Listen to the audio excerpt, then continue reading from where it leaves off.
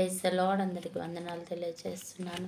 ఈరోజు దేవుడు ఇచ్చినటువంటి వాగ్దానము జకర్యా గ్రంథము 4వ అధ్యాయం 6వ వచనంలో వ్రాయబడినట్టుగా, శక్తి చేతనైనను కాదు, బలము చేతనైనను కాక నా ఆత్మ ద్వారా దీన్ని జరిగించదని సైన్యములకు అధిపతి యెహోవా సెలవిచ్చుచున్నాడు.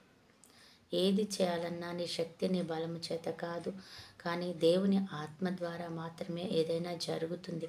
అందుకని నీ కుటుంబంలో, నీ యొక్క జీవితంలో, నీ వ్యక్తిగత జీవితంలో కూడా ఏది జరగాలన్నా నువ్వు మనుషుల మీద ఆధారపడి, మనుషులతో పోరాడి, మనుషులతో నువ్వు వాదం చేయనక్కర్లేదు. కానీ దేవుని ద్వారా, దేవునితో ప్రార్థన చేయటం ద్వారా, దేవుని ఆత్మ ద్వారా దానిని మనం ప్రార్థించడం ద్వారా మాత్రమే పొందుకోగలము అని మనం గ్రహించాలన్నమాట.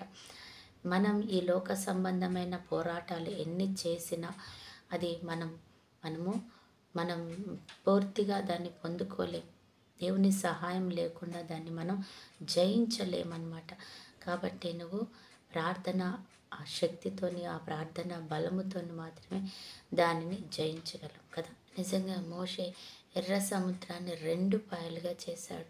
అది ఆయన శక్తి ద్వారా, ఆయన బలముతోని ఎంత మాత్రమును కాదు, కానీ దేవుని మాట ద్వారా అక్కడ ఆయన కార్యం చేసి ఉన్నాడు. ఎర్ర సముద్రం 2 పాయలు అవ్వడం అన్నది అని ఎక్కడా కూడా వినినట్టుగా, మనం చూసినట్టుగా కానీ చరిత్రలో ఎక్కడ లేదు. కానీ అది దేవుడు తన శక్తి ద్వారా చేశాడు. అలాగనే మనం కూడా ఏ జీవితంలో ఏది జరగాలన్నా కూడా నీ శక్తి, నా సామర్థ్యం ద్వారా కాదు, కానీ మనం ప్రార్థన చేస్తే దేవుడు కార్యం చేస్తాడు. మన ప్రార్థన ద్వారా ఆయన ఆత్మ దాని విషయంలో తానే ఆయన కలుగు చేసుకుని మన జీవితంలో అద్భుతాలు చేస్తాడనమాట. మీరు సకల ప్రయత్నాలు చేసి విసిగి వేసారిపోయి ఉన్నారా? అయితే దేవుడు అంటున్నాడు, నువ్వు ఇప్పుడు ప్రార్థన చేయి, మోకరించి ప్రార్థన చేయి, దేవుణ్ణి అడుగు, దేవుని నామంలో ఆయనను విశ్వాసంతో వెతుకు.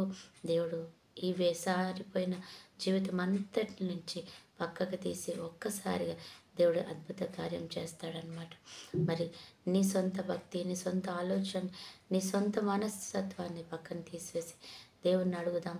అటు కార్యములు మనం పొందుకుందాం. దేవుడు ఆ కృప మనకి ఇచ్చునుగాక. ఆమేన్. ప్రార్థన. పరిశుద్ధుడు అయిన దేవా, ప్రేమ కలిగిన తండ్రి, నీవిచ్చిన సమాధానం, నీవిచ్చిన సంతోషాన్ని బట్టి నిజంగా వందనాలు చెల్లిస్తున్నాం. ఇది కేవలము మనుషుల ద్వారా రాదు, కానీ దేవుని ఆత్మ, దేవుని శక్తి, దేవుని కృప ద్వారా మనకు వస్తుంది అని మనం తెలుసుకుందాం. దేవుడు ఖచ్చితంగా మన జీవితంలో అటు కృప చేయబోతున్నాడు. అయ్యా, నిజంగానే మరి దేవుడు మన యొక్క తండ్రి శక్తి సామర్థ్యాల ద్వారా కాదు, కానీ ఆయన కృప ద్వారా నీకు నాకు సహాయం చేయబోతున్నాడు. దేవుని మహిమార్థమే మనం మరి ప్రార్థిస్తుండగా అయ్యా ఇచ్చిన కార్యాన్ని బట్టి వందనాలు చెల్లిస్తున్నాం. బర్త్డే, మ్యారేజ్ డే జరుపుకుంటున్న వాళ్ళు జ్ఞాపకం చేసుకోండి. భయంకరమైన అనారోగ్యాలు, అయా శక్తులు తండ్రి, ప్రవేశ అలజడులు, ఆటంకాలు ఉన్న ప్రతి ఒక్క బిడ్డని కూడా జ్ఞాపకం చేసుకొని దీవించండి, ఆశీర్వదించండి. నీ గొప్ప కార్యం చేసి మహిమ గంత ప్రభావాలు పొందుకోమని యేసు నామములో ప్రార్థిస్తున్నాం తండ్రి.